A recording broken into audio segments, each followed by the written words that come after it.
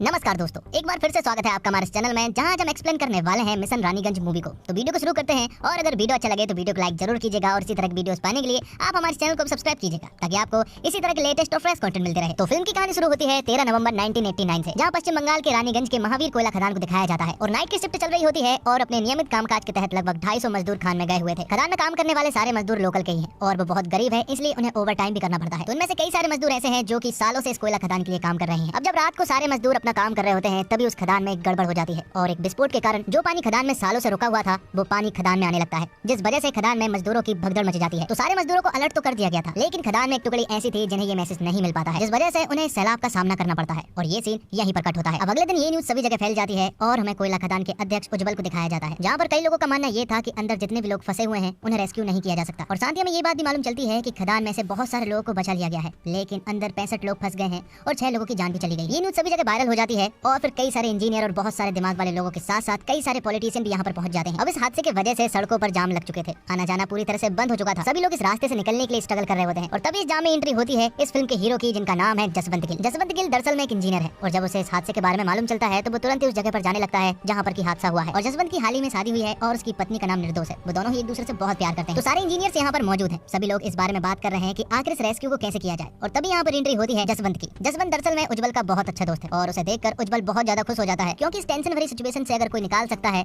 तो वो जसवंत ही है। और कई सारे लालची पॉलिटिशियन भी इसमें अपना स्वार्थ देख लेते हैं, क्योंकि उन्हें मालूम है कि अगर ये रेस्क्यू ठीक से हो गया तो फिर वो कुछ भी कर सकते हैं। इसी वजह से उज्जवल की पोजीशन भी खतरे में है, और वहाँ मजदूरों के परिजन भी आक्रोश में है, क्योंकि सरकार के कुछ ना करने पर वो लोग यहाँ पर तोड़फोड़ करने लगते हैं। लेकिन फिर जसवंत इस स्थिति को किसी तरह से काबू में करता है, और रेस्क्यू के प्लान पर काम करना शुरू कर देता है। अब आगे में ECCL के डायरेक्टर सैन को दिखाया जाता है। वैसे तो ये सारा काम सैन का है, लेकिन वो इसमें ज्यादा इंटरेस्ट नहीं दिखा रहे होते हैं। पहले तो उन्होंने साफ मना कर दिया था कि इस रेस्क्यू को करना इम्पॉसिबल है, और वो इसे नहीं कर सकते। लेकिन जब उन्हें लालच दिया गया कि तुम्हें उज्जवल की कुर्सी मिल सकती है, तो उन्हें इस रेस्क्यू में इंटरेस्ट आ जाता है। वो सभी को अपना प्लान समझाते हैं कि एक पॉइंट से हम एक बड़ी सी बाल्टी को अंदर भेज सकते हैं, और उस बाल्टी के द्वारा सभी लोग उसमें बैठकर आ सकते हैं। लेकिन जसवंत बहुत अच्छे से जानता है कि अंदर पानी के बहाव के कारण वो बड़ी सी बाल्टी काम नहीं करने वाली। लेकिन ECCL के डायरेक्टर होने के कारण सभी को उनकी बात माननी पड़ती है, और जसवंत को चुप होना पड़ता है। लेकिन यहाँ अभी ने ये बात बिल्कुल भी नहीं मालूम है कि अंदर कितने लोग जिंदा है और कितने लोग बचे हैं, और वो लोग उस जगह पर कहाँ पर है ये भी नहीं मालूम है। तो आगे हम देखते हैं सभी मजदूरों को जो कि खदान में मौजूद थे। वो किसी तरह से उस सैलाब से तो बच गए थे, लेकिन वो पानी जो है वो धीरे धीरे इनकी तरफ बढ़ रहा है। इन्हीं मजदूरों में पासू नाम का एक आदमी है, जिसे इस खदान का काफी एक्सपीरियंस है। वो उनसे कहता है कि हमें इस खदान की पीक पॉइंट पर जाना होगा, क्योंकि खदान का पानी जो है वो वहाँ तक नहीं पहुँच सकता। लेकिन भोला जो है वो हर बार पासू की बातों का विरोध करता है। वो कहता है कि उस पॉइंट तक पहुँचने के लिए हमें एक पानी से भरे सैलाब को पार करना होगा, तब जाकर हम वहाँ पहुँचेंगे। पासू बताता है कि वहाँ पर जाने में खतरा जरूर है, लेकिन वहीं जाकर हमें मदद मिल सकती है। दरअसल बहुत सारे मजदूर ऐसे हैं जो कि मैनेजमेंट के पूरी तरह से खिलाफ है। उनमें भोला एक है, और भोला तो कुछ ज्यादा ही मैनेजमेंट के खिलाफ है, क्योंकि बहुत बार ऐसे एक्सीडेंट हो चुके हैं और मैनेजमेंट ने उनका साथ कभी भी नहीं दिया। अब डायरेक्टर सैन के प्लान के मुताबिक एक बड़ी सी बाल्टी को अंदर भेजने की प्रक्रिया शुरू होती है। उसे एक रस्सी से बांध दिया जाता है,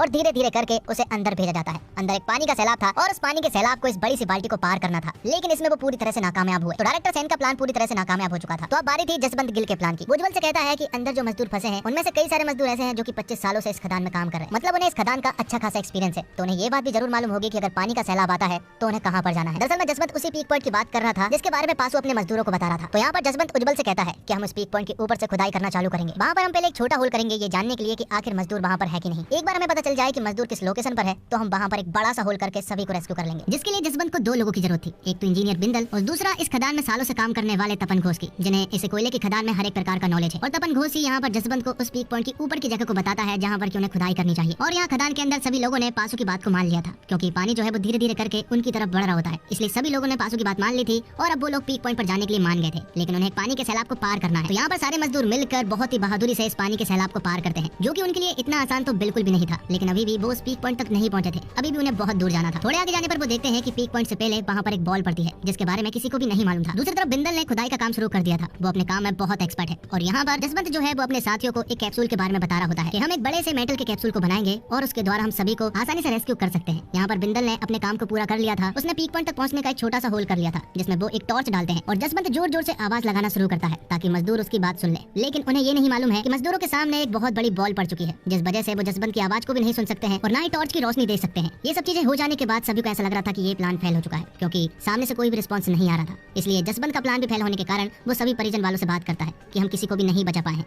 ये सुनने के बाद सारे परिजन वाले बौखला जाते हैं, और वो गुस्से में यहाँ पर जसवंत की कुटाई कर देते हैं। तो जसवंत का प्लान भी पूरी तरह से फेल हो चुका था, इसलिए वो लोग सारे सामान को कलेक्ट करने लगते हैं। लेकिन वहाँ खदान के अंदर जो मजदूर हैं उन्होंने उस दीवार को तोड़ने का फैसला कर लिया था, और सारे लोग मिलकर उस दीवार को तोड़ भी लेते हैं, और भागकर उस पीक पॉइंट तक पहुंचते हैं जहाँ पर कि उन्हें वो टॉर्च मिल गई थी। लेकिन जैसे ही वो लोग उस जगह तक पहुंचते हैं तो वो टॉर्च भी वो लोग ऊपर खींच लेते हैं। ये लोग बहुत देर तक आवाज लगाते हैं, लेकिन लेकिन कोई भी आवाज नहीं सुन रहा था। लेकिन तभी ये आवाज जो है वो जसवंत के कानों तक पहुंचती है और वो यहाँ पर इन सभी से कांटेक्ट करना शुरू करता है, जिससे सभी को ये बात मालूम चल जाती है कि जसवंत का प्लान फेल नहीं हुआ है। अब जसवंत को मालूम चलता है कि सभी लोग जिंदा है तो वो आगे की प्लानिंग करना शुरू कर देता है। तो उस होल के द्वारा सभी मजदूरों को खाना वाना और मेडिसिन वगैरह दी जाती है। लेकिन अभी जसवंत की टीम को एक बहुत बड़ा होल करना था उस बड़े से मेटल के कैप्सूल को अंदर पहुंचाने के लिए, जिसकी डिजाइन जो है वो खुद जसवंत ही कर रहा था। अब अंदर एक टेलीफोन भेजकर यहाँ पर जसवंत जो है वो पासू से बात करता है। वो अंदर की सारी हालात का जायजा लेता है और उसे सब कुछ बताता है कि अंदर क्या क्या हो सकता है। जसवंत यहाँ पर पासू से कहता है कि हम तुम्हें रेस्क्यू तो जरूर कर लेंगे, लेकिन एक और प्रॉब्लम है जो कि खदान के अंदर हो सकती है और वो है गैस की। खदान के अंदर मीथेन या फिर कार्बन डाइऑक्साइड जो है वो लीक हो सकती है, जिस वजह से खदान के सारे मजदूरों की जान बहुत ज्यादा खतरे में है। इसलिए जसवंत जो है वो पासू को खदान के अंदर दूर भेजता है और उसे ये पता लगाने को कहता है कि अंदर कौन सी गैस लीक हो रही है और वो कितनी दूर है। तो पासू यहाँ पर जसवंत को बताता है कि वो गैस जो है वो कार्बन डाइऑक्साइड है और वो 30 पिलर दूर है। ये बात पासू ने अपने किसी भी मजदूर को नहीं बताई थी, क्योंकि जसवंत ने ये बात किसी को भी बताने से मना किया था। तो जसवंत के कैलकुलेशन के हिसाब से अगर इस मिशन को 48 घंटे के अंदर रेस्क्यू नहीं किया गया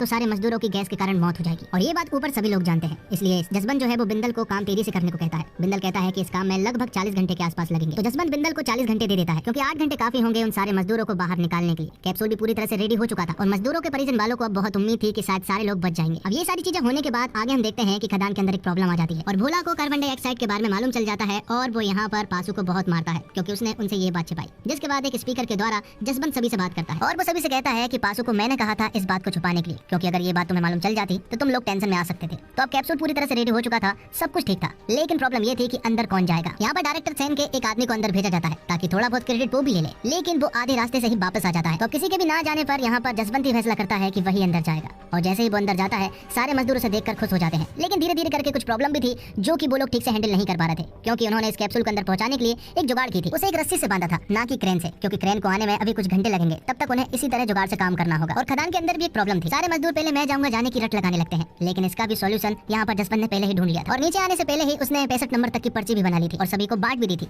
जिसका नंबर पहले आएगा वो पहले जाएगा और इसी तरह से वो अपना काम शुरू करते हैं और धीरे धीरे करके वो सभी को ऊपर भेजना शुरू कर देता है। लेकिन आखिर के जब 10 लोग बचते हैं तो यहाँ पर कार्बन डाइऑक्साइड गैस उनके ऊपर हावी होने लगती है, जिस वजह से उनकी तबीयत भी बिगड़ने लगती है। आखिर में पासू और जसवंत ही बचते हैं। यहाँ पर जसवंत पासू को ऊपर भेज देता है और उसकी हालत भी बहुत ज्यादा बिगड़ी हुई थी। इसके बावजूद वो उस कैप्सूल में बैठता है और बहादुरी के साथ ऊपर आ जाता है। अब ऊपर जाते ही सारे परिजन वाले अपने परिवार वालों से मिलते हैं और बहुत ज्यादा खुश हो जाते हैं, क्योंकि किसी को भी इस रेस्क्यू के कंप्लीट होने की कोई भी उम्मीद नहीं थी। और इस रेस्क्यू के हो जाने के बाद अब सभी लोग जसवंत को भगवान मानने लगे थे। तो दोस्तों, रुस्तम जैसी रियल लाइफ स्टोरी पर फिल्म बनाने वाले निर्देशक टीनू सुरेश देसाई मिशन रानीगंज में भी उसी क्लेवर में नजर आते हैं। फिल्म का पहला हिस्सा थ्रिलर स्पेस में है, जहां आपको हर पल ये लगता है कि अब आगे क्या होगा, जबकि इंटरवल के बाद कहानी मानवीय संवेदनाओं के इर्द गिर्द घूमने लगती है। फिल्म का जज्बाती पहलू मजबूत है, मगर तकनीकी रूप से यह कुछ जगहों पर कमजोर नजर आती है। बाढ़ वाले दृश्य में VFX की हालत बहुत ही भयानक दर्शाए गए हैं, जो कि काबिले तारीफ है। कोयले की खदान का सेट भी प्रभावशाली लगता है और अक्षय कुमार ने जसवंत गिल के रूप में अपना किरदार बहुत ही अच्छे से निभाया है। अपनी पिछली फिल्मों की तरह अपने किरदार को मजबूत बनाने के लिए वो कोई भी गेटअप अपनाने को राजी रहते हैं। यहाँ जैसे जैसे फिल्म आगे बढ़ती जाती है उनका सरदार वाला किरदार विश्वास और सहानुभूति अर्जित करने में सफल रहता है। मगर हाँ, उनकी नायिका परिणीति चोपड़ा शुरुआती फ्रेम में नजर आकर गायब हो जाती है। परिणीति को स्क्रीन स्पेस नहीं मिला है, मगर फिल्म की सहयोगी कास्ट मजबूत है। खास तौर से उज्जवल के रूप में कुमुद मिश्रा, पासू के किरदार में जमील खान, भोला के किरदार में रवि किशन और जुगाड़ वाले टेक्नीशियन के रूप में पवन मल्होत्रा ने फिल्म में यादगार काम किया है। और फिल्म मिशन रानीगंज की कहानी एकदम सरल है। फिल्म को कैसे लिखा जाता है, राइटर एक मंजिल तय करता है और उस तक पहुंचने में नायक को कितनी अड़चनों का सामना करना पड़ता है, उसी से एक कहानी तैयार होती है। मिशन रानीगंज के पास ये चीजें दुरुस्त है।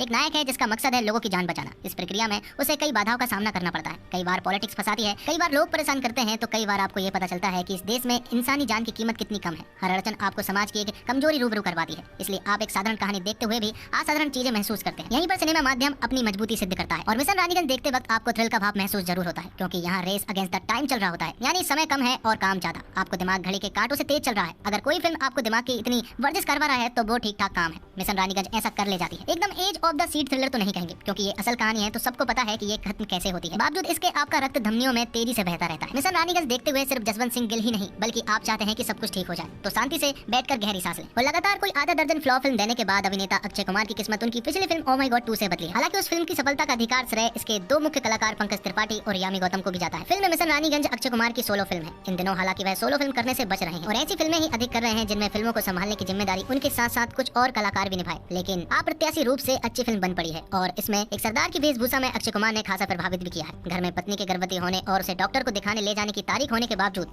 गिल जब अपना कर्तव्य निभाने मैदान में आ डटता है तो दर्शकों की सहानुभूति इस किरदार के साथ अपने आप आ जुटती है। अक्षय ने भी अपनी चिर परिचित हरकतों को किनारे रख यहाँ संजीदा अभिनय किया है और फिल्म को आखिर तक संभाले रखा है। तो दोस्तों, इसी के साथ ये वीडियो यहीं पर खत्म होता है। उम्मीद करता हूँ आपको वीडियो पसंद आई होगी। वीडियो पसंद आई हो तो वीडियो को लाइक जरूर कीजिएगा और इसी तरह की वीडियोस पाने के लिए आप हमारे चैनल को सब्सक्राइब कीजिएगा, ताकि आपको इसी तरह के लेटेस्ट और फ्रेश कंटेंट मिलते रहे। मिलते हैं एक और कमाल की वीडियो के साथ, तब तक के लिए आप हमारे चैनल के साथ बने रहिए। धन्यवाद। जय हिंद, जय भारत, जय श्री राम।